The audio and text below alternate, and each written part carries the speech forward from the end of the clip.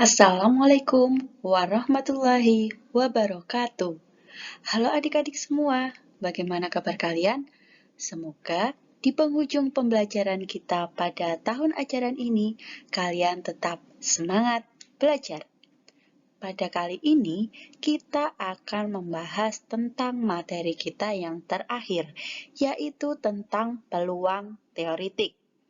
Pada pekan kemarin, kita kan sudah belajar tentang peluang empiris dan tentang ruang sampel.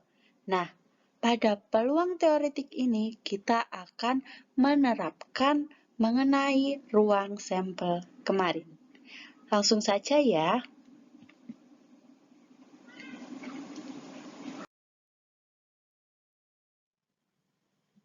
Peluang teoretik.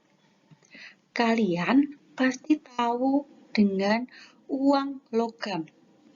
Uang logam ini memiliki bentuk yang simetris. Artinya, antara sisi sebelah kiri dan sisi sebelah kanan itu imbang, sama. Jadi, apabila kita lemparkan, kejadian munculnya gambar dan angka memiliki kesempatan yang sama.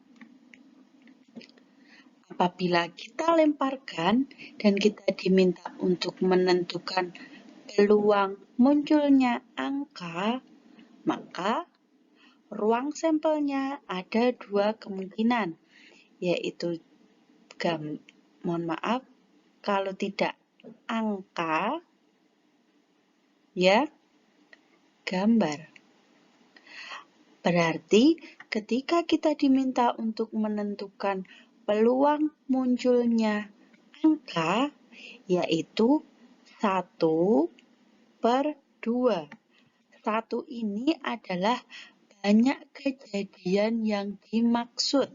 Karena tadi yang diminta adalah munculnya angka, berarti munculnya angka ketika satu pelemparan uang logam itu muncul sebanyak 1 kali.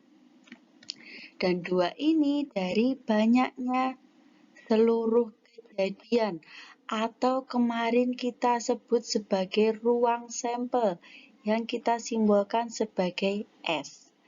Berarti peluang teoretik dapat kita rumuskan sebagai NK per NS. NK ini merupakan banyak kejadian yang dimaksud dan NS adalah banyak seluruh kejadian atau ruang sampel. Paham ya? Untuk lebih pahamnya lagi, mari kita simak contoh berikut.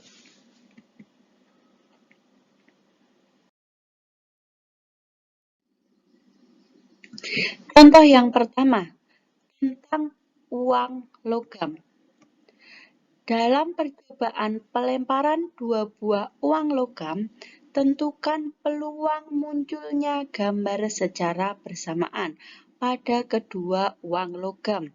Berarti maksudnya ada 2 buah uang logam, kita lemparkan secara bersamaan dan kita diminta untuk menentukan peluang munculnya kedua uang logam tersebut muncul permukaan yang gambar, bukan yang angka. Berarti dua-duanya harus gambar. Kalian masih ingat bagaimana cara menentukan ruang sampel dari 2 buah uang logam? Oke, seperti ini ya. Ada uang 1, ada uang 2. Karena dia satu uang logam memiliki 2 kemungkinan, maka ruang sampelnya ada 2 dikali 2. Kenapa dikali 2? Karena uang logamnya ada 2. Berarti ruang sampelnya ada 4. 1, 2, 3, 4. Yang diminta yaitu muncul keduanya gambar. Berarti keduanya gambar yang ini ya, karena yang A ini angka-angka, yang ini angka gambar, yang ini gambar angka, yang ini gambar-gambar. Berarti yang diminta adalah yang ini tadi. Berarti peluangnya dapat kita tuliskan berapa? Yang diminta tadi berapa? Banyak kejadian yang dimaksud, berarti hanya 1. Per, apa tadi bawahnya? Ruang sampel. Ruang sampelnya ada berapa? 4. Berarti 1/4. Berarti peluang munculnya kedua sisi adalah permukaan gambar adalah 1/4. Atau berapa 1/4 kita tuliskan sebagai desimal? 0,25. Yang perlu kalian tahu adalah di sini. Antara ketika diminta untuk menentukan peluang yang muncul permukaan angka atau gambar, berarti ada 2. Gambar angka atau angka gambar, karena dia ini sama. Gitu ya. Oke, lanjut ke contoh selanjutnya.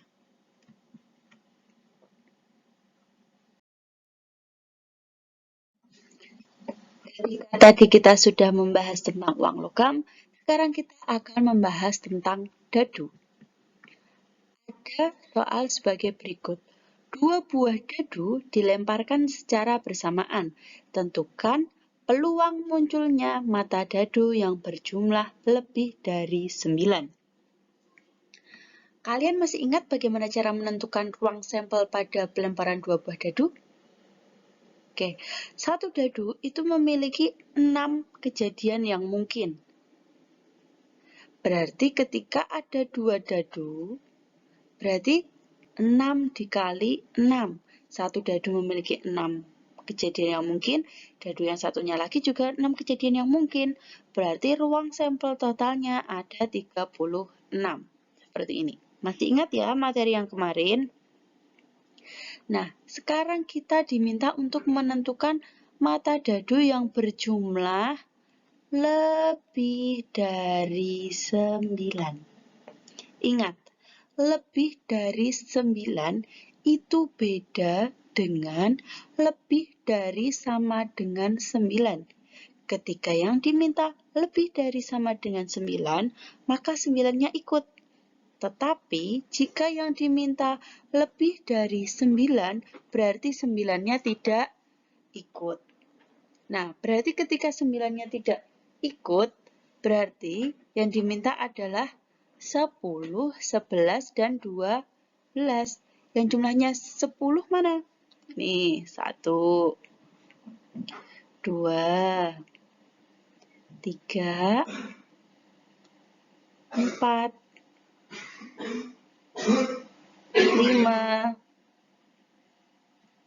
6. Berarti ada 6 kejadian yang muncul mata dadunya jumlahnya lebih dari 9. Maka peluangnya dapat kita tuliskan. Banyak kejadian yang dimaksud ada 6. Ruang sampelnya ada berapa tadi? 36. Ketika di pilihan ganda kalian tidak menemukan option ini, harus kalian sederhanakan terlebih dahulu. Berarti yang atas bisa kita bagi 6, yang bawah bisa kita bagi 6. Yang atas kita bagi 6 hasilnya 1, yang bawah kita bagi 6 hasilnya 6. Berarti peluangnya adalah 1/6. Oke, lanjut ke contoh selanjutnya.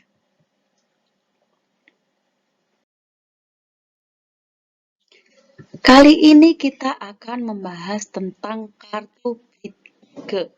Kalian tahu kartu ini yang sering kita buat mainan.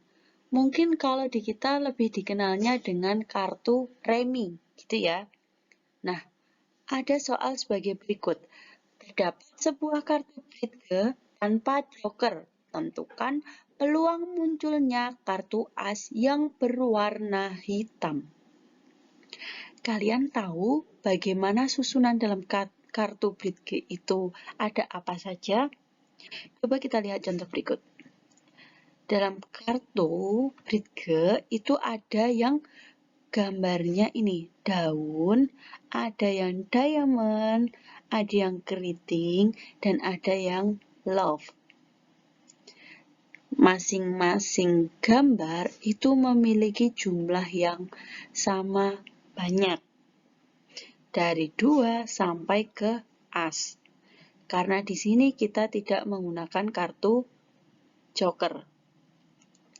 Ketika kita diminta untuk menentukan ruang sampelnya, berarti ada berapa? Coba kita hitung. Yang bagian atas ini ada 1, 2, 3, 4, 5, 6, 7, 8, 9, 10, 11, 12, 13.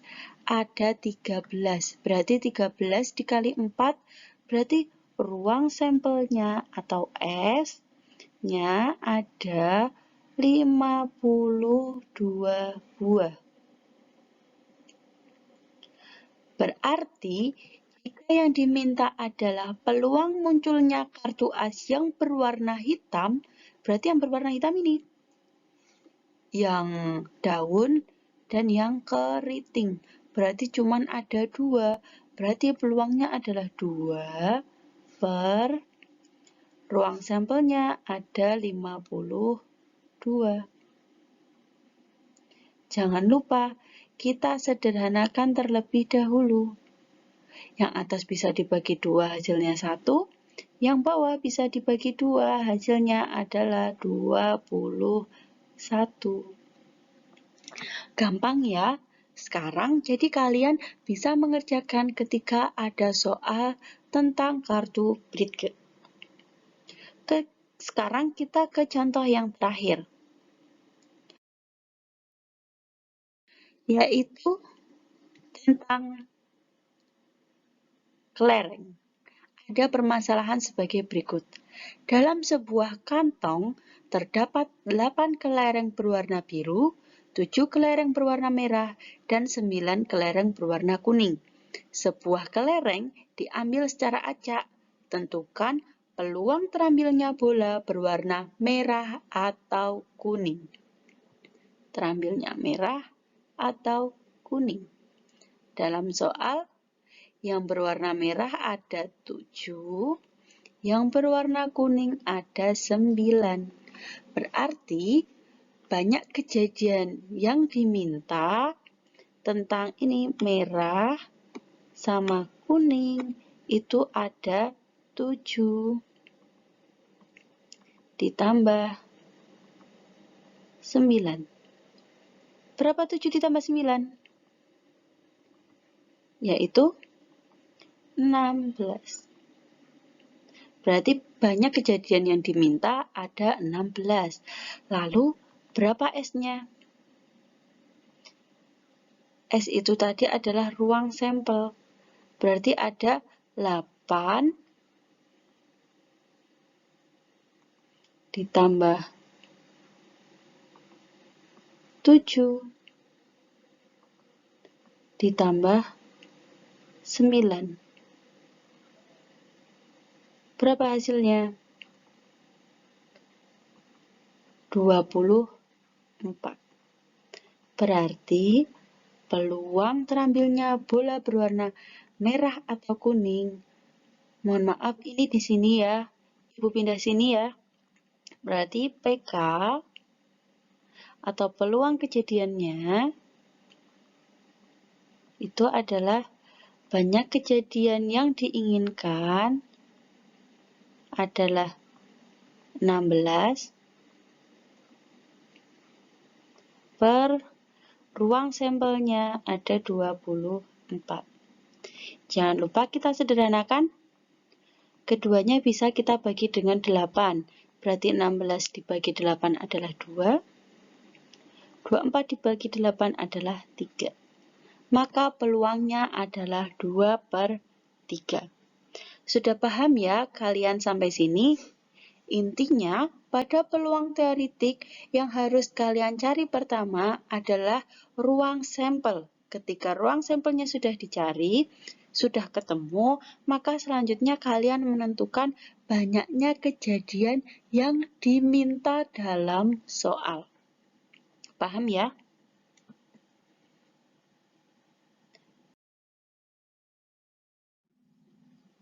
Baik, sekian pertemuan kita pada pekan ini. Jangan lupa tetap belajar. Semoga penilaian akhir tahun kalian mendapatkan nilai yang memuaskan dan apa yang kita pelajari pada pagi hari ini dapat bermanfaat bagi kita semua. Terima kasih. Wassalamualaikum warahmatullahi wabarakatuh.